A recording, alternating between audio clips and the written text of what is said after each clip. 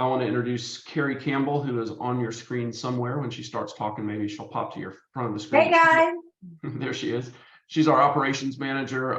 So her and Katie have worked together on this a lot, but this kind of came out of a CE class that Katie and I did maybe a week or two ago. And it was a full 3-hour CE, but when we got to this little portion about the financing contingency and the new no financing contingency, there's a lot of changes and maybe a lot of gotchas and things that we don't think agents are going to necessarily think about that just we wanted to talk through. So between myself and Katie and Carrie, will be the main people chatting with you guys.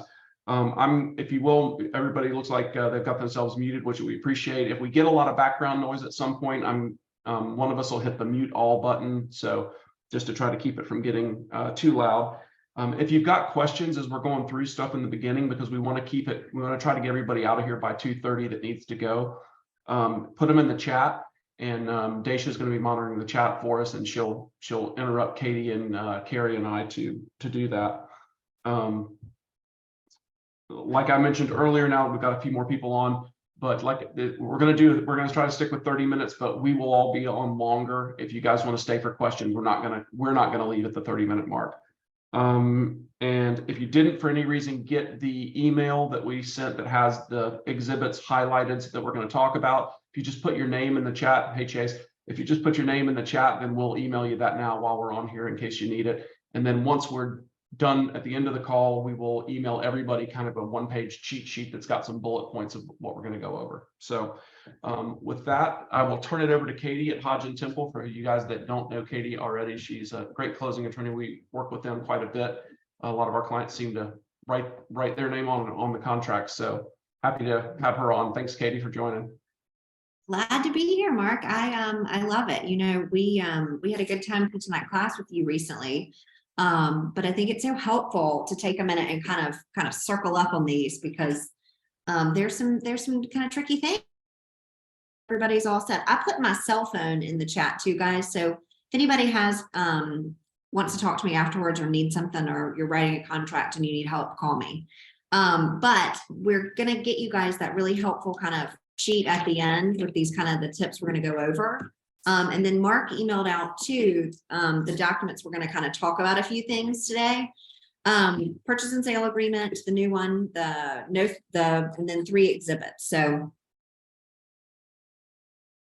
my advice to you guys is just when you start to deal with this for the first time under these new forms, just read through it when you're doing it, because I do think, you know, I do laugh. I've done this for a long time, and even I have to find myself reading the contracts every year, because they make these changes. And, you know, I remember things from 5 years ago about something that you guys asked me a question about, and then, you know, we have to kind of double check. So, okay, we are going to try to make you guys smarter and better at everybody's jobs on some of these tricks. Okay, so the changes that came out, the forms committee, some housekeeping things, 2 big changes that we're going to start with that I want y'all to know. Changed page 2 of the purchase and sale, the section 4, the closing date and possession section. And they added now that the buyer may unilaterally extend. So we're talking about the 8-day, and they made it include now, guys, that you can do an extension if the buyer's mortgage lender, even after the financing contingency has expired. So this is big. The forms committee said, well, we always meant that as one of the reasons to do an extension, but it was never clear.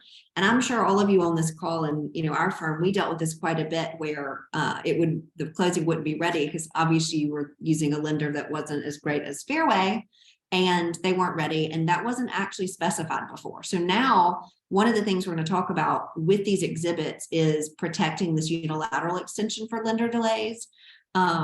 You know, we do laugh at my firm too. Like, the number one way, guys, to derail a closing and actually have a deal that won't happen or won't happen on time is to use an out-of-state lender, or to use a really bad lender, or a big box lender. So it's just something that we as a firm talk about all the time. As you know, we can do everything we can do to make it happen. But if you're not working with a lender that you can get on the phone with, or that you know and trust, then that is the number one thing that'll cause your deal to go south. Which is, you know, so I'm not saying that Mark's team needs the unilateral, but everybody's found themselves in a situation where one lender was failing and you've got to call them and you're like, okay, Mark, guys, we're going to need a Hail Mary. You're going to have 10 days. Like, let's see if we can do this. And that unilateral would be really helpful in that case if you're going to have that situation. So just know they've added that, and we're going to talk about that quite a bit. They've also renamed the exhibit that you guys we all knew as the all cash exhibit has been totally renamed. It is now the no financing contingency exhibit. When you're looking for this in your purchase and sale on the exhibits list, that used to be first, and now it is not first, and it's no longer called that. So it's called the no financing contingency. So you're going to find it kind of midway down in your exhibit list. So people have been kind of struggling with that this year and trying to figure that out. So those are kind of the housekeeping forms changes I wanted y'all to know about before we kind of dive into our exhibits and sort of the gotchas that they've buried in here. Okay, we're going to start with that no financing contingency because there's a handful of things here, and we're going to spend the bulk of our time on the financing contingency stuff, okay? I did highlight kind of the areas of these that we're going to talk about. So when you're these on your own, you know to kind of pay attention to these sections because these are the ones we're dealing with. So, okay, on this no financing contingency, I mean, you know why they renamed it, right? We renamed it because what would happen, right? You'd check all cash, but your buyer was going to try to get a loan, right? They might pay all cash if they have to, and they can show proof of funds, but they really want to get that loan. So now they've made that clear, at least clearer for sellers, right? I mean, all of you've probably had an unhappy seller when it came down to it. They're like, well, wait a minute, they said they're paying cash and we're not closing on time because they want to use a lender. So just know that that's why they renamed it. But one of the things they're giving them is they're saying, okay, if you're going to use the no financing contingency, you can use the form and get a loan, but you're going to lose the 8-day unilateral option. So remember, we just talked about the fact that they made it clear in the contract now that that's a reason that a buyer can use the unilateral, but not if they're using this no financing contingency form, okay? And one of the things Mark and I were talking about is if you have a buyer and they're going to want to use, they will pay cash, but they want to try to get the loan, you may consider using the financing contingency and just putting 0 days in order to protect that timing. So if you get yourself in a really competitive situation where you're trying to close quickly and still get the loan, you may want to consider that, okay? At least that's one way you could kind of protect that extension. Okay, the other item that we're going to kind of dive into a lot is going to be this conventional loan contingency, so the normal financing contingency exhibit. There's some changes here, and I'm going to spend a lot of time talking about how to think about it if you're on the buy side or if you're on the seller side, because there's definitely on each side some new kind of tweaks. Okay, we're going to just take it from the top. If you have it in front of you, I'm going to kind of run through the sections so you can see them with me, but you can also just listen, and what I'm telling you is going to be written down in little bullet points and sent to you after this, so you don't even have to make notes if you want to. On this financing contingency, they did change in this first section, those is where you had to fill in the interest rate. Now they've added language that says the interest rate will be not greater than X, Y, and Z. I mean, how many of you had clients that would call you and say, wait a minute, that's not my interest rate. I don't want that interest rate, or I'm not sure that's what it's going to be. So that'll at least kind of add some clarity for your buyers. You're like, look, this is kind of our worst case scenario. We're going to hope to do better, but this is what we can at least try to get qualified for. Section 2, now where it says use of a particular mortgage lender, and it has a space in here to write down your approved mortgage lenders. And another thing, we were talking about in the firm, and some of our other lawyers are in the room with me now, but talk about this. Probably half of our contracts come over with this completely blank. Sometimes they come over with lenders, but probably half of them are blank. And we want to talk about that strategy today too. Because right now, and from the seller side, you don't like to see that, right? You want to know who they're going to use. You want to know that you know them. You want to understand who you're going to deal with. But from the buyer's perspective, there's some advantages to leaving it blank. And we're going to talk about a step and one other way to address this. But if you put a name here, right, If you put an approved mortgage lender and they put down Quicken, the buyer's going to have to apply with them, but they're also going to have to provide the loan denial letter from that lender. Okay. The loan denial letter is going to have to match the terms listed in number 1. And it's also going to have to list that name. Now, if you leave it blank, or you can add, any approved Georgia lender and list the lender that you want, which may help with the sellers. They may want to know who you're closing with. That's going to give you some protections in who you can get the loan denial letter with. Okay. So that's going to be our option there. So pay attention to this on the seller side when you're looking at financing contingencies, because that's going to come into play with the loan denial letters. Okay. If you go on down to section 4, this is a big change too, guys. The appraisal contingency has been replaced with a time period to request a price reduction. Okay. The buyer must request the reduction by this date, and seller has 3 days to accept or reject, or the buyer may terminate. If the appraisal is low, the seller is to receive a copy. If not terminated by the end of the negotiation period, this appraisal contingency is considered over. All right. So those are some interesting things. You've got time to go back and forth with them to deal with a low appraisal. But it also requires to the buyer. To the seller. And Katie, Yes. You're freezing up a little bit there. We've had you freezing a few times, so I don't know if your Wi-Fi is not working really good, but so I just wanted to mention one thing on the approved mortgage lenders box. Obviously it depends on if you're the buyer's agent or the listing agent, but from a buyer's agent standpoint, the way to protect your client the best, I think, is, you leave it blank or you put any Georgia mortgage lender. From a listing agent standpoint, that means that you might get a pre-approval letter from your favorite mortgage lender. Maybe it's us, maybe it's not, but somebody and trust and think, oh, great, this is a done deal. But if that section's blank, that means that buyer could then switch to Wells Fargo at the last minute or do something like that. So from a listing standpoint, it's weaker. If you've got multiple offers and you don't have a lender specified in there, then they could really end up changing to anybody. But if you do, then they can't. I don't think they can't do the unilateral, and they can't get a denial letter. Did we decide that was correct, Katie? If you write 3 mortgage lenders in that box, the only way you can get a unilateral extension is if it's one of those 3 mortgage lenders. If it's blank, you can do it for anybody. So again, just 2 different ways to think about it. If you're the buyer's agent or the listing agent, but it's a conversation. If you're a buyer's agent, you want to have with your buyer. It's like, we can leave this blank, but what is that going to do to our offer as we head to the spring season? And I'm sure you're all seeing it pick up like we are. So I think we're going to be back to multiple offers pretty quickly, already starting to hear some of that happening. So anyway, sorry, Katie, to interrupt, but go ahead. I have something. When the form that we got emailed to us, the number 4 doesn't have that appraisal. Do y'all have it? Do y'all have it? My number 4 says buyer may apply for different loans. Are we on the financial? You're on the FHA. I'm sorry, I'm on the FHA. Sorry. We're coming to that one. Don't worry. Don't worry. At least you're following along. Well, obviously not close enough.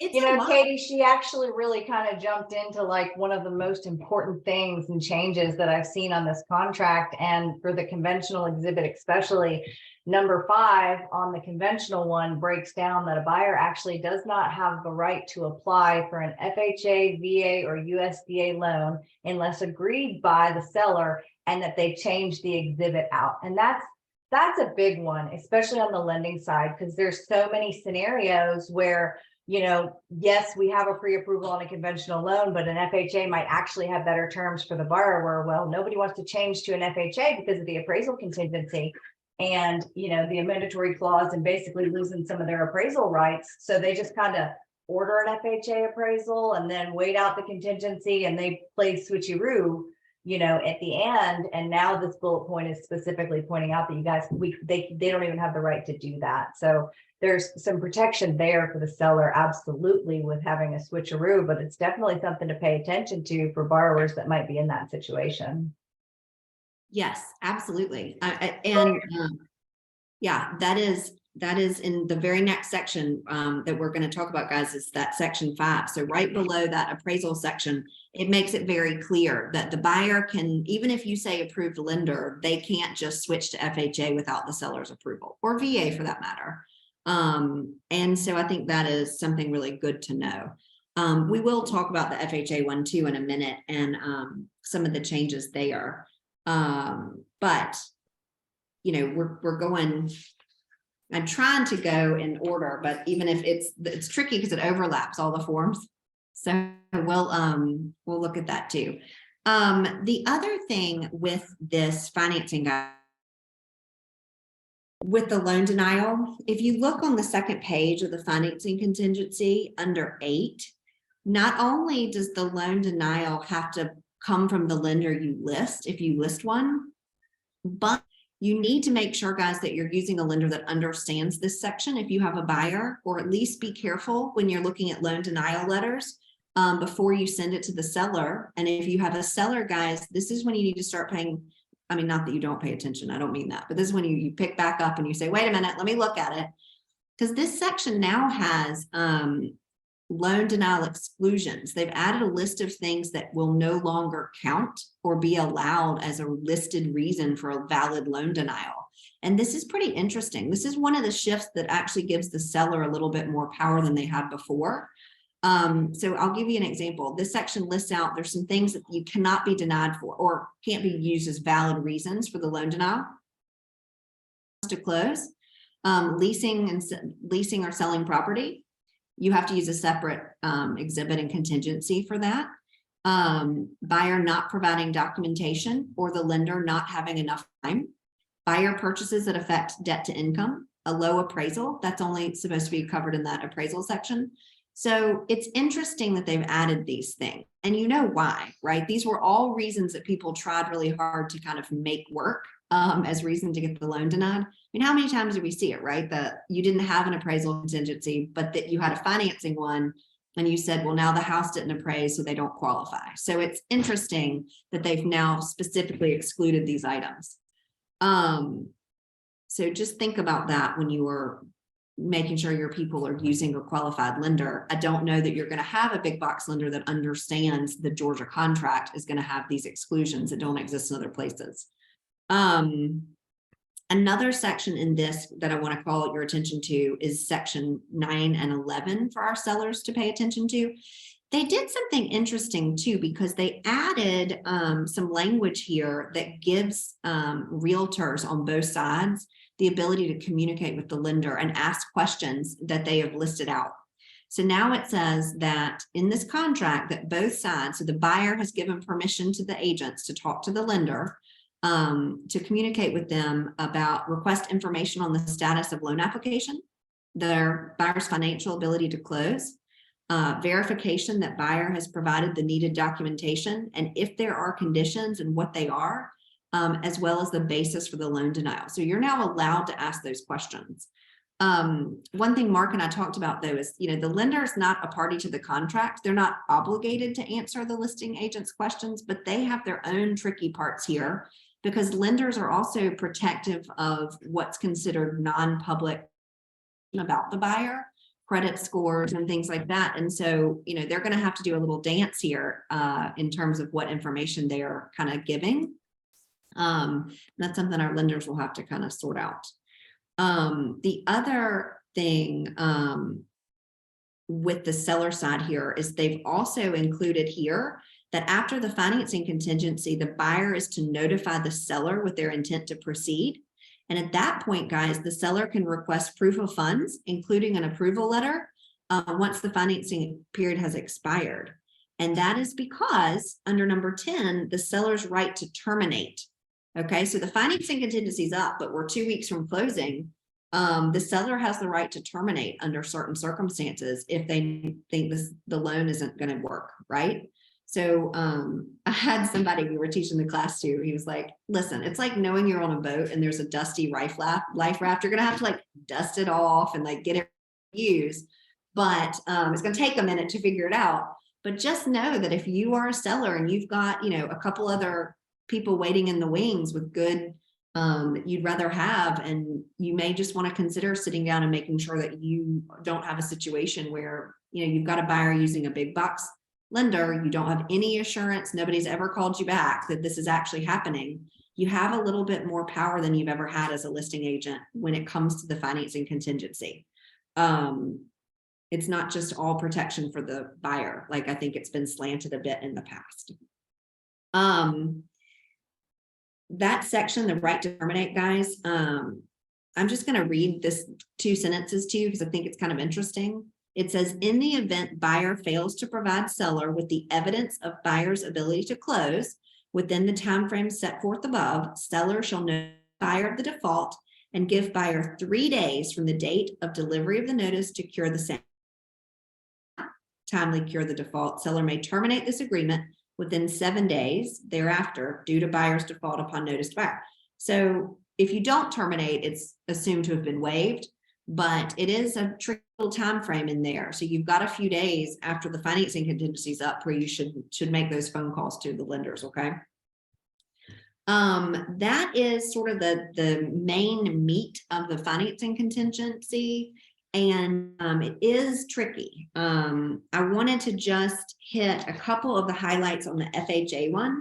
I'm trying to buzz a little bit quickly through this. I see we've got a couple questions. So let me just.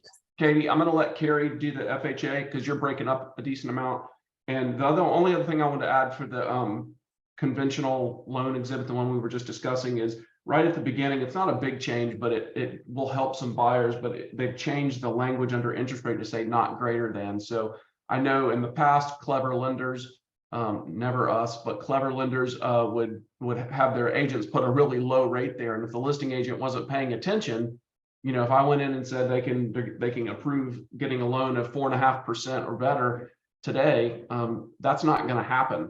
So you're not going to get a 4.5% 30-year fix. So that could be your out that people used in contracts before. Now they've set a rate not greater than, so it's clear that it can be anything less. But if it's over that, they can still get out of the financing contingency. So just watch your interest rates that people populate in that section too. That is a very good point. I think I freeze, guys, when I start to move my arms. So I'm going to try to be still when I talk next time. But yes, please talk us through the FHA. There's some changes in here as well, or at least some things that it's good to know are in there. Yeah, absolutely. So, and Andy, I did see that you've got a question on the appraisal contingency. So we'll circle back. We're just running out of time on that. Okay.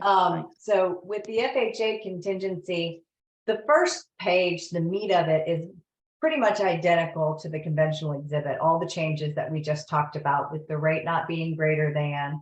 If there's a mortgage lender listed, the denial has to come from the lender, and it has to exclude those terms that were, funds to close, leasing property, et cetera. So, it makes it very specific on who the denials have to come from. And then the finance contingency things are exactly the same. As far as the appraisal contingency, we know that FHA has always been different. So they did make they expanded some of the verbiage on the amendatory clause that talks about when the appraisal is low. So now they have verbiage that says if the appraisal is low and the seller agrees to reduce the price to match the low appraisal, the borrower is already obligating that they're going to accept that. So if the appraisal comes in low and the seller is willing to do it, the buyer doesn't have an out, where it used to be, oh, it's low, I don't think I want to do this anymore. So if the seller, and then there's a 3-day negotiation period, and then the contingency is over, very similar to the way that financing was. So that's kind of one of the big changes that they added or put verbiage in for FHA. And some of the other things, it's really nice to draw your attention to, because, mortgage insurance data entry is required there. That's always been there for as long as I remember, but just letting everybody know right now, it's at 1.75 is the percentage. And almost everybody always finances it in, which is option B. So just from a data entry standpoint on the FHA exhibit there, and from a data entry standpoint too, they clarify the tax service fee, which is, a seller customary fee typically, but they say, is this fee being included in whatever they're offering for seller closing costs, or is it excluded? So Typically, I would do excluded, but you guys, have the option to choose. Katie, correct me if I'm wrong. I don't think that's typically a very large fee. It's just one that FHA tends to have a problem with. Yeah, the tax service fee is. Okay.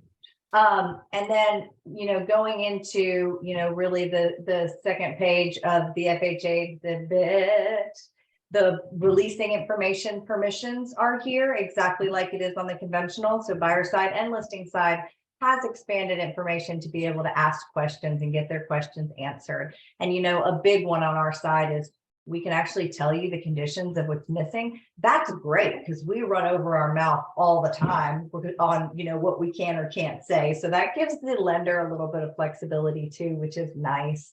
And then moving into the third page, all of these things aren't necessarily new, but there's very tricky verbiage in the FHA exhibit. And one of them is with repairs, which is number 16. So here it's talking about, if there's FHA required repairs. So if there's an appraisal done and there's repairs needed for peeling paint and fixing a railing on a porch, right? And they get an invoice and those are, $500 and that's what they've agreed to pay for. Sorry, I just got distracted there. The difference that they added is if it exceeds that amount, if you put $500 in there and it ends up being $750, there's basically 3 days to negotiate who's going to pay for that difference. And if they can't come to an agreement, there is a termination period there. So another one that they added is about the home warranty, number 18, which is highlighted. This has to do with FHA new construction. There is not a whole lot of these guys, but FHA new construction does require a warranty from the builder. And it also includes houses that were majorly renovated within a year. And it's saying that that warranty is going to be paid for by the seller. The last one that I have here on FHA to draw your attention to is connection to public sewer. So this is kind of a did you know kind of concept. So with FHA's houses that are on, septic tank, if it's been vacant for 6 months, we're required to have a septic inspection. So this is saying who's going to, take care of the inspection, but it's also, if it's on septic, we have to verify if there's the ability to connect it to sewer, because if it can be connected to sewer and it's not too drastically expensive, FHA does require that connection to happen. And again, we're talking about a small percentage of FHA loans, which is a small percentage of the pool, but it's definitely one to think about because you don't want to be caught on that. And you definitely have to be smart with the information that you put in there. Those are the big ones. Okay, let's get to questions now. That's the bulk of the information. I'm going to share my screen real quick just to show you guys the sheet we're going to send out. We do have some recommended special steps that we strongly do. Because we've got a lot of folks on the call, I want to mention really quick. The first one is concerning business days. It's a really nice step that says if any of these expire on a weekend or a holiday, it'll roll to the next business day. It's so critical for us because a lot of times you guys will go under contract, Friday night at 7 o'clock, and it's, Martin Luther King Day weekend, and it's a banking holiday Monday. And so people get back in the office Tuesday and we're trying to order appraisals, and our 10-day time frame just went to 4 or 5 working days. So it really helps lenders out and really helps everybody out. The second one is the condo step. If you're doing on a condo, there's all the new rules around deferred maintenance and structural issues with condominiums that have to be answered.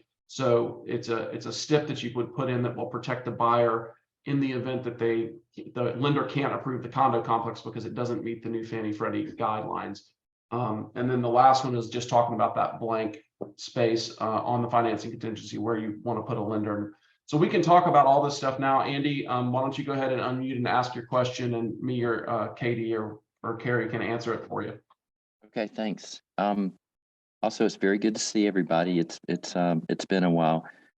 So going back to the conventional, we were always pretty good about putting in the number of days for the financing contingency. Now I'm looking at item 4, And I'm a little bit thrown by the request the reduction. So they can request reduction, let's say, I don't know, what number should we put in there? 21 days, but then there's a reference to item 13. And as I get to that section 13, I get a little confused about the number of days and where the cutoff is for reaching consensus on an amendment to the sales price. Andy, you are 100% on point with all of that. So it's a time period where the buyers can ask for the change. So if the appraisal comes in low, there's so many situations where our appraisal could be coming in, well, not ours, but a lender's appraisal can be coming in on the day of the appraisal contingency at 5 o'clock, and there's definitely not enough time to negotiate there. So whatever a number of days that you put in there, the industry standard is typically between 18 and 21 is what we see. If obviously you're in a tight situation, we see them go smaller as long as we can order them quickly. But on number 13, it specifies 3 days on each side. So the seller's got 3 days to respond, buyer's got 3 days to, counter, and then it ends out there. Katie, I don't believe it says 3 days, 3 days, 3 days, it can continue, correct? I think it's just 3 on each side. You're muted, Katie. 3 on each side, correct. And then it also includes, but depending on when the closing date is, so it can't be, after the closing. So to clarify, let's say that we put the request as 21 days and we put in the request at the 21st day. Now the seller has 3 days, so up through the 24th to respond. And then that reverts back to the buyer who has another 3 days. So that's going to be the 27th. What happens at midnight on the 27th? If you don't come to an agreement, if the buyer has the ability to terminate by that midnight on that day. And if they don't, the contingency would be considered over wherever your contract's negotiated at. Okay, so roughly not roughly, but 6 days from that particular date in section 4 is the official And cut I date date. imagine this is going to, because, everything gets faster and faster in life in general, right? Over time. And I'm imagining that this is going to cut down those appraisal contingency periods, which is hard to even call that anymore. I'm sure the name is going to change because we're going to have that built in 6 days. So, one that we used to do normally on 21, it might be 15 because we want the buyer to get the process started by day 15. Did that answer both your questions, Andy, for both sections? Okay. Who else has got questions? Still got 58 on the call, so you can, if you put the question in the chat or just unmute yourself and ask if you like. Christy had asked earlier if you recommend putting all Georgia lenders in that blank or any approved Georgia lender. Yes, because then for the buyer side and from a selling perspective, I do. I think that if you list a lender, it gives, as a buyer, it gives the seller somebody to call and to talk to and gives that surety. But you protect with your buyer and their unilateral extension by putting any approved Georgia lender. And that's on the tip sheet that we're going to send out after. So you have that step kind of written out there, guys. And not even a step, you can just put it right there on that line. In the financing contingency. Yeah, I think it's, I think putting any Georgia lender though, if I'm a listing agent, and I mean, you guys speak up because you guys, you're agents and I'm not, but if I'm seeing any Georgia lender, that makes me more nervous as a listing agent because it could be any lender. I might have a pre-approval letter from Fairway or from Movement or from whoever my favorite lender is. And that's why I'm telling my seller to accept this offer. But if it says any Georgia lender or it's blank, they could decide to move to Wells Fargo and then I've got an appraisal problem or whatever. So I don't, what do you guys think about that?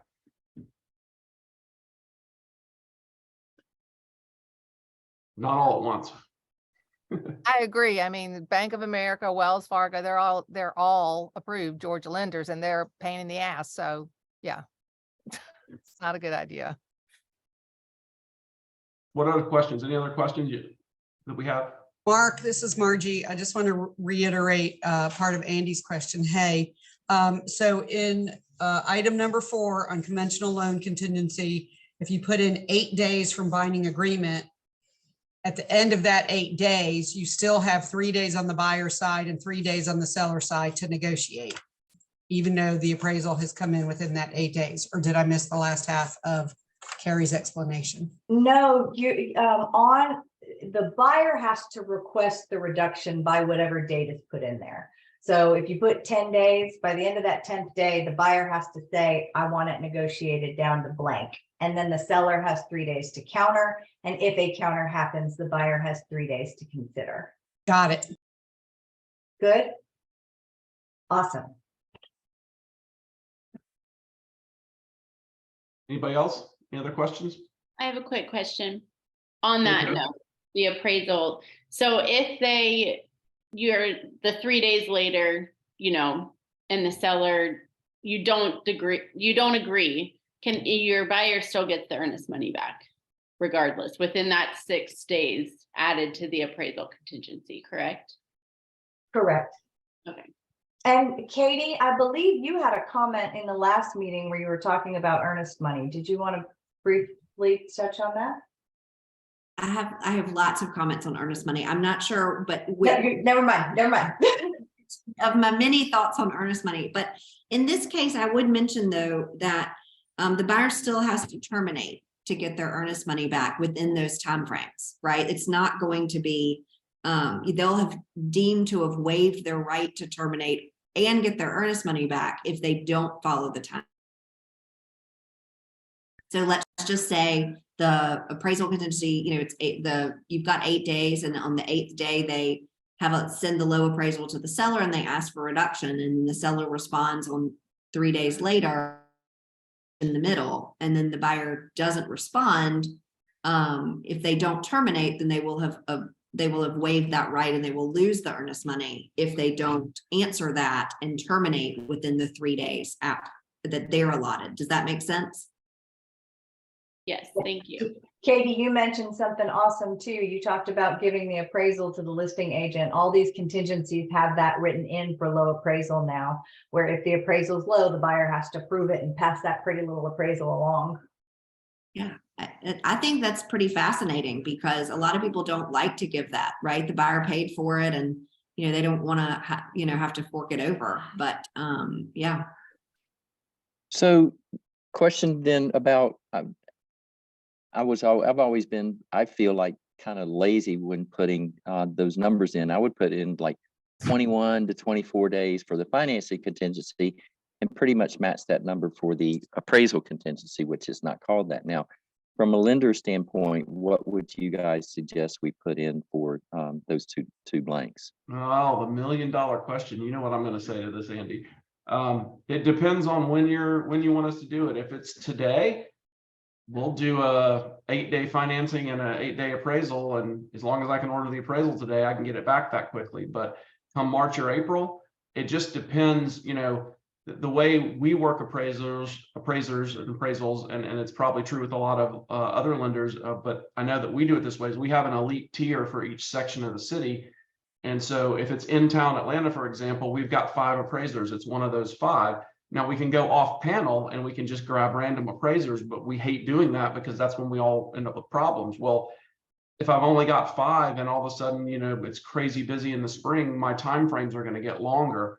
So if you rush the lender, you might be getting a substandard appraiser when you do that. So it's difficult to say. I mean, right now, if you call me in December, I could do a 2-day. I have your appraisal back in 2 days, no rush fee, because we were so slow. But in May, that may not be the case. So I would just say, when you're writing your offers, if you're uncertain, if it's us, just email info@MooreTeam, and doesn't matter what day it is, we'll get back to you with the answer. But or use your favorite lender and just ask them, hey, I'm writing this contract. What timeframes would work on here and be reasonable? But I think right now, Andy, I think 15-day appraisal and 15-day financing are probably fine. Yeah, and I should have clarified my question is, should those numbers be congruent, or because of the 6-day, that 3-day and then 3 days, should we back those numbers off and do the math accordingly, or just keep them the same number? I think that the number for the appraisal contingency is really how quickly can we get the appraisal in, but now you don't have to finish negotiating for that time frame. So I think before people were doing 21-day appraisal contingency so they could get it back in 12 or 13 days and then have some time to talk about it. Now the time is built in after. So if my opinion is that you probably can do a little bit shorter appraisal contingency. Now keep in mind from a lender's perspective, some lenders do this, some don't. It depends on when we're ordering the appraisal. Are we letting you guys clear due diligence first and then you want to release us to order the appraisal, or are you going to say it's okay to order it, we're under contract, order it? Because we can lose a good bit of time there at the beginning. So what I always say is find out what your lender's turn time is for the appraisal. If you want to wait till you clear due diligence, if you have a 7-day due diligence and the lender says it's 10 days to get an appraisal back, then you need a 17-day appraisal contingency now. And then you'll have the time to negotiate it afterwards. Does that make sense? Yes.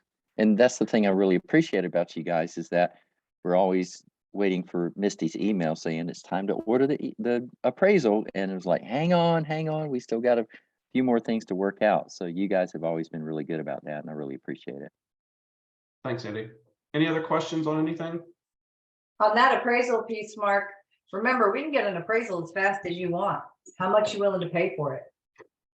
Yeah, because we just put it out to our tier, and then if they don't accept it with a $200 rush fee, we try a $300, then we try a $400. So, it just goes up, but within reason, that's pretty much true.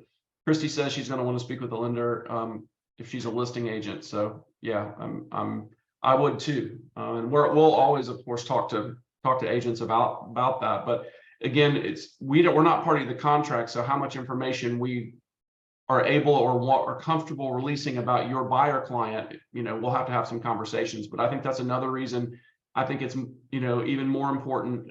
It becomes more important to work with a lender that and have a relationship with, because if your lender if your buyer goes rogue and uses Wells Fargo, what's that appraisal? What's that lender going to say when the listing agent calls them?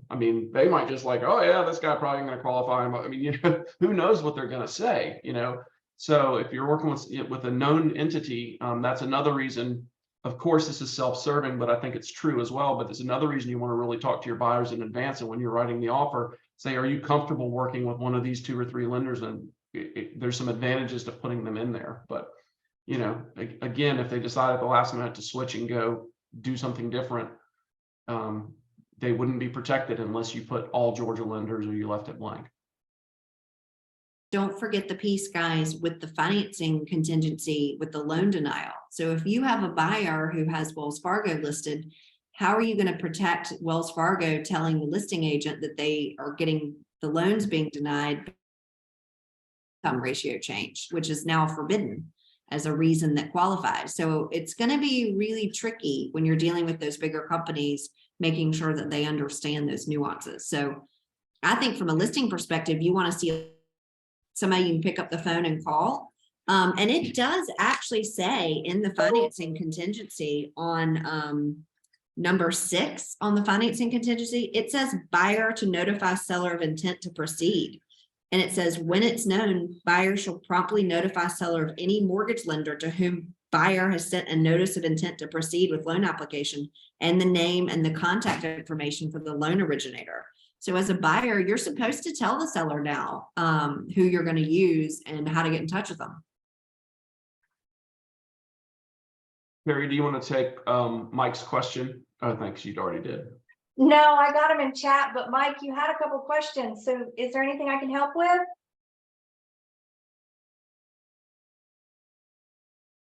Oh, you're muted. Oh, okay. You're talking about Mike. Well, we were just looking at, which one was that? Seller's right to terminate. Number 10 does not say anything. I'm sorry, number 11 about if they didn't get the interest rate that's noted in 1A, and are we allowed to talk to the lender about that? I don't know if it specifies that we can get that information from the lender, that it's just on the document.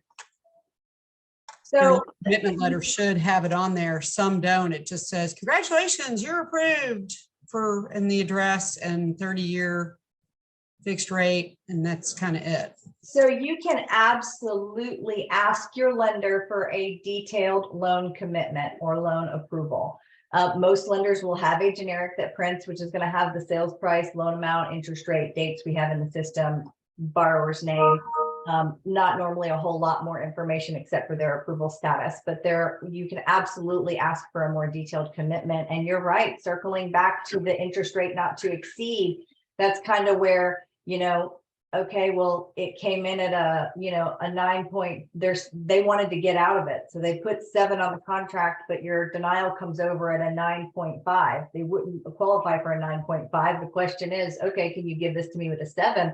And they might not be able to, because the borrower might actually qualify in that range. It was just looking for a walkout reason. So you are 100% on point. And that kind of brought me back to a comment I wanted to mention that Katie was glitching out a little bit on me in the beginning with the no finance exhibit and the unilateral extension. So using the no finance exhibit, whether, for somebody that's trying and hoping to get a loan, it's waiving the right to use the unilaterals for the reason of financing specifically. So you can't say, oh, my lender can't get the loan done. Well, I didn't know you were getting a loan with the lender, and extend for that reason.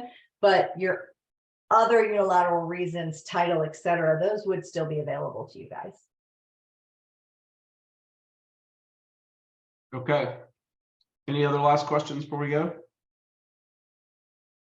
Okay, well, thanks so much, everybody, for joining us. We really appreciate it. Hopefully you found it helpful, and everybody have a good week.